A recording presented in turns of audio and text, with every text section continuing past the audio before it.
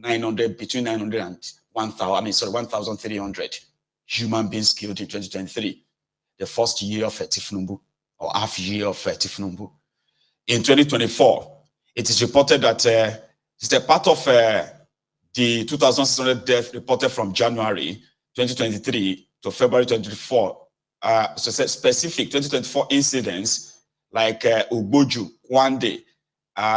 The exact figure for 2024 is not known, but the conservative figure given based on this data is that at least by then in 2024, over 2,100 or so people are killed too. In 2025, it is clearly stated that in this 2025 alone, between January and June, it is estimated that between 450 and 600 people have been killed in Benue State alone. So overall, it is estimated that plus or minus, with the available data being conservative about it, right? At least 4,917 people can be confirmed to have been killed in Benue State alone between 2023 and 2025. So what in hell would you say Tifnumbu is coming to tell the people of Benue tomorrow, when the same criminals are in bed with the terrorists responsible for all these killings? They are coming to Benue to tell you that you need to learn how to live peacefully with these attackers. They are not coming to treat them as terrorists per se, because people believe that they do not want to offend them. So since they won't treat them as terrorists, they are treating them as stakeholders. Can you believe that? Stakeholders. A woman lost 5 of her own children, 5 children and a mom, right? She barely escaped death. Another man lost, according to him, over 8 members of his own family. We've had people who have said that they lost over 20 members of their family, right?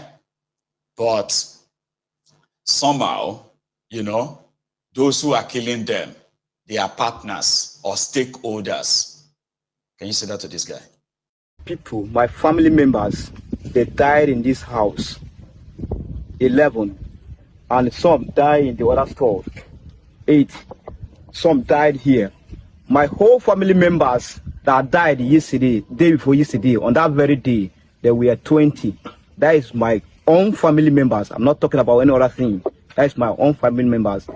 This is my store. Those shops are my stores. Those places are being burned. Please walk.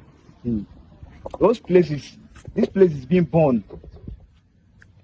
Here and up, my house is up there. That place also is burned. And the store where I pack my goods, I store my goods everywhere, has burned. They burned my clothes, they burned everything, they burned our food. All my family members, what we came out with is our clothes, what we wear. And I, standing here, this is what I came out with. And this is the only thing that I have. There's no anything with me. Can you recount the incident as it happened that particular day? Tell us what happened. What did you hear? What did you see? On that very day, rain started in the evening. So we entered, I slept there. So I was sleeping around 10:20. We had gunshot at back there. So before we could notice that something has happened, Fulani men, they entered this place. How are you sure they are Fulani men? Because they were speaking and I was inside the room and I heard them clearly. Not somebody told me. I was inside the room there and they surrounded that room. I escaped narrowly. My brothers born in this house. Some escaped. My dad born in this house.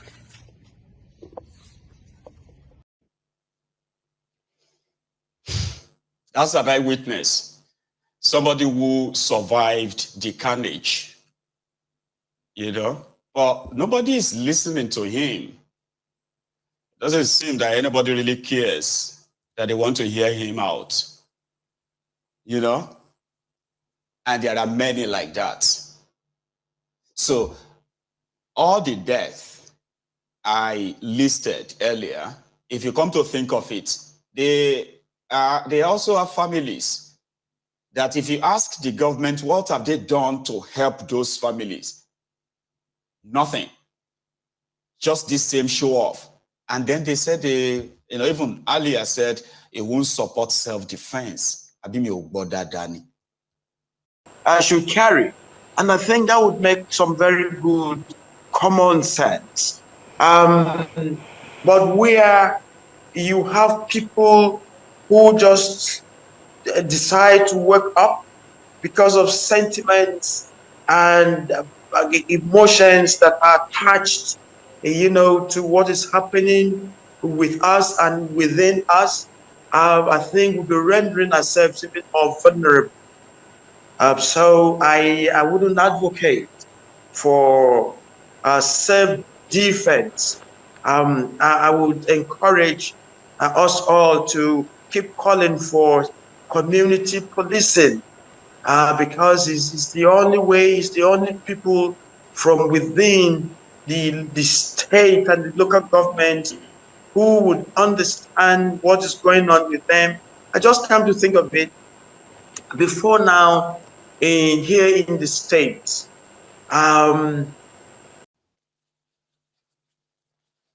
that's their guy. It's not in support of self-defense. That those of you who are talking about self-defense, you are just being emotional. And being emotional, it's not going to resolve it. So I will keep promoting state police. You know why these people can't be trusted, right? And somehow people need to understand that they are not holding these guys responsible. Like you are not keeping malice enough with them that you want them to pay for their, for their crimes against you, because all of these are crimes. Do you remember that as part of Tifnubu's achievement is that Tifnubu has given the go-ahead that they should go and start state police? How far with that so far? They told you then that Tifnubu was going, or he actually announced it, to combat this act of Fulani terrorism, to placate them. Tifnubu established livestock ministry for these terrorists. He gave them a minister. Just a few days ago, we heard that he gave 80 billion naira, 85 billion to Gombe State to build Ruga for these Fulanis. Tifnubu promised them that he will ensure that he build them their ranch, they call it ranches now. All of this, in the last, in the last, let's say 1 year. So how far with that? How much difference did those ones make? Where is the state police? Where is the forest guard? Where is this local government autonomy? All these things exist on paper as Tifnubu's achievements, but on ground, they don't exist. It is the same way when Tifnubu had to say they should revert back to the last order he gave to the service chiefs to go to Benue State, which means nobody probably really obeys him. So the bottom line there now is that politicians, as they are known, all talks, no action, makes this a perfect example too. They don't want people to defend themselves so that you don't misbehave, because they know if you are allowed to hold your own space and confront these terrorists, there is a chance that they will be wiped off once and for all. And once they are gone, then you will realize that the real terrorists are not those guys who are wielding guns, kidnapping Nigerians, raping Nigerians, are doing all that stuff, right? Showing it off on social media, on TikTok. The real terrorists are these guys who are driving about in long convoys. They are calling themselves, excellencies. They're calling themselves distinguished or honorables. These are the real ones. So you are likely going to turn the guns on them, which rightly so won't be a bad idea at that time. So that's why they will tell you that, they've disarmed you. Let it remain so. Any effort to try to put guns in your hands, right, could actually spell their own doom. But last, God bless you, everybody could get killed in this process. Deceiving the people that you are doing everything to help them when you know you're actually not doing anything to help them. Rather, you are doing everything to placate the terrorist. I mean, a lot of you have heard this now, Abi. Should be you the hear them all the time. I'm talking about repentant this, repentant that. This amount of money is spent on this, on that for this terrorist. I have never seen any state that comes out. I'm talking about this state where the terrorists have been wreaking havoc, right? If you have seen one, please tell me. I have not seen any model states from Niger to Benue to Plateau to Sokoto to all these areas, right? I include all these middle belts as well, because these are the areas where you have sizable number of people who have become displaced in Nigeria in their millions. So I've not seen a single state in northern part of Nigeria that build any model settlement for the internally displaced people, the refugees in Nigeria. Baba, do you see how many rockets they have fired? They are fired between Iran and Israel. They said like about 30, how many people don't die for Israel? Despite all those rockets. Now in Iran, maybe about 240 or 250 people killed already in Iran. You see that number between that two countries firing Nigeria, and the whole world believes that Israel and Iran, they are fighting war. Abi, the criminals in Nigeria are telling you that Nigeria is not at war. Between January, in fact, in this June alone, okay, we have already recorded more than 300 people killed in June alone. And you are not fighting war. You have no idea the number of people displaced, Abi. But I have heard again and again and again how the northern criminal politicians, your governors and the rest of them, they are churning out billions upon billions after billions to placate the terrorists. They are rehabilitating them. They want to open school for some of them. You see these ones that met the military yesterday. These ones, they are Adua Leru's terror group.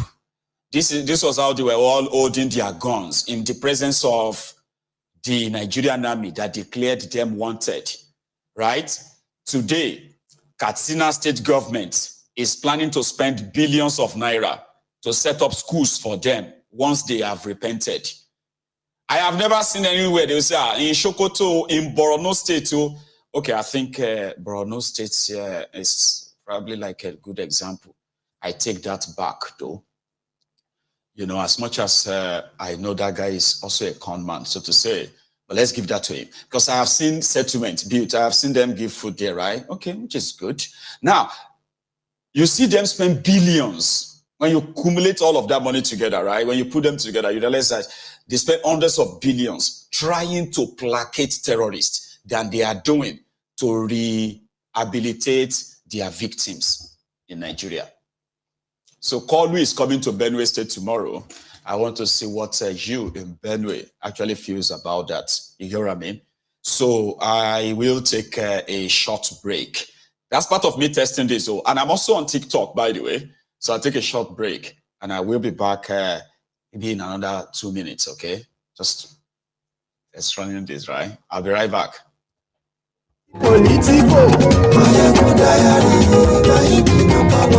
Godfatherism, kò sí lọ́rọ̀ Máyégún. Ẹ farabalẹ̀ sẹ́ o, kẹ́gbọ́rọ̀ lẹ́nu. àní máyégún làwa mọ̀ o làwa mọ̀ tó dòdòdò. máyégún dáyàrí máyégún làwa.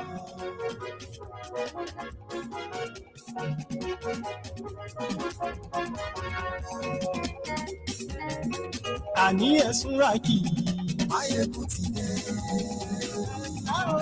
máyégún ti dé. ọ̀jẹ̀lú ẹ̀sùn rà kì í. máyégún ti dé. àní ẹ̀sùn rà kì í. lórí Facebook àní ẹ̀sùn láti lórí YouTube àní ẹ̀sùn láti wọ́n bàbá gbé wúrẹ́ àní ẹ̀sùn láti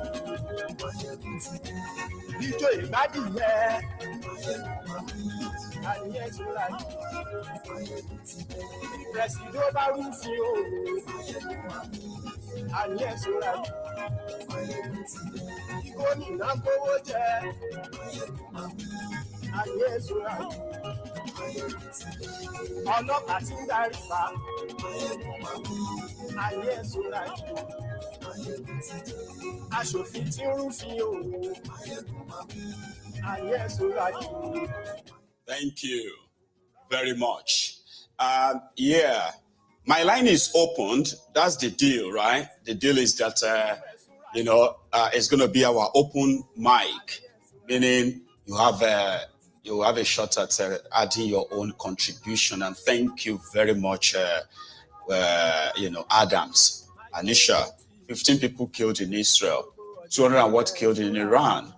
So the context here is just to let you know that as much as everybody knows that they are at war, right? Nigeria, the criminals in Nigeria want us to believe that Nigeria is not at war. It's just some people who are just misbehaving, this and that. And they are placating the people who are misbehaving. Do you get that now? So Nigeria is at war. Nigerians should be told that they are at war. What is wrong in telling them the truth? You get what I mean now? There's nothing wrong in telling them the truth and say, well, you know what? Una deal at war. I mean, everybody defend themselves, so the Nigerian army can't do it anymore. There's no shame in asking for help, is there? There shouldn't be, there shouldn't be any shame in that, right? Give me a sec. Here is a soldier, though, telling us how their own soldiering is no longer, their own soldier is no longer soldiering because they have become so compromised that you see all this ethnic, tribal, religious, this and that stuff that permits the entire space of Nigeria, what have you, right? Also exists in what is supposed to be one of the most professional jobs in the world, is soldier, the army, right? But listen to this soldier. Good afternoon, gentlemen. Please don't you ever argue with a Boki soldier on rifle. No talk, say I no tell you. If you want to argue with a Boki soldier on rifle, do that at your own risk. What do I say? Do it at your own risk. Do not involve me. Two soldiers were caught up in an argument. One is a Boki soldier. One now from Middle Belt. They were still on this argument too. All of us were there. As uniform work being, I watch my back, I watch yours. I feel say they could just argue and keep silent. Shortly, waiting I hear now one kind loud voice. Wallahi tallahi, if you talk to me again, I go fire you wallahi. Damboro banker, kutuma boro ubanshi. Oh boy. That's how I turn look them. I see say man, water don't pass Gary. Now so the other soldier, he say they joke. I go tell and so you make it fire now. A Boki soldier say na commander voice here for battlefield as he say make fire. The next thing we hear na oh boy, you don't spray my guy you. As I talk to you like this, the other soldier dead body they there. Allegedly you before CDS go say make I come explain where it happened. But argue at your own risk. Allegedly It's been kind of like giving people a bit of a backstory of what it is like to be a soldier in that Nigeria. Anyway, that's oh, hang on, I've got something changed over there. Please bear with me. So I want to quickly say a quick shout out to those of you who are watching from TikTok. Sorry that I couldn't see your comment directly on the screen, but at least Lady Raj, Rachel. So thank you. So remember, right? The line is opened for another hour, so to say. So for another hour, give me a sec. Vice President Kashim Shettima